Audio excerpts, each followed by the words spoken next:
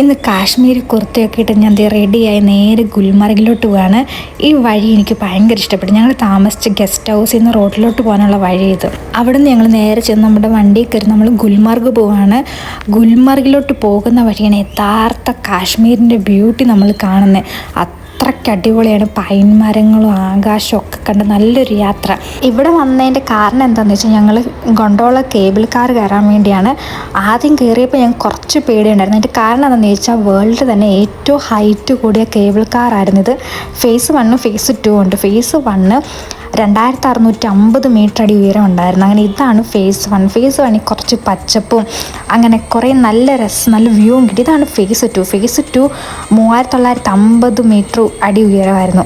Face 2 കുറച്ച് snow പ്രതീക്ഷിച്ചെങ്കിൽ സ്നോയൊന്നും ഞങ്ങൾക്ക് കിട്ടിയില്ല. പക്ഷെ നല്ല വ്യൂ, നല്ലൊരു എക്സ്പീരിയൻസും നമുക്ക് കിട്ടി. നമ്മൾ നേരെ പോകുന്ന ആപ്പിൾ ഗാർഡൻ കാണാനാണ്. അപ്പോൾ അടുത്ത വീഡിയോ കാണാം.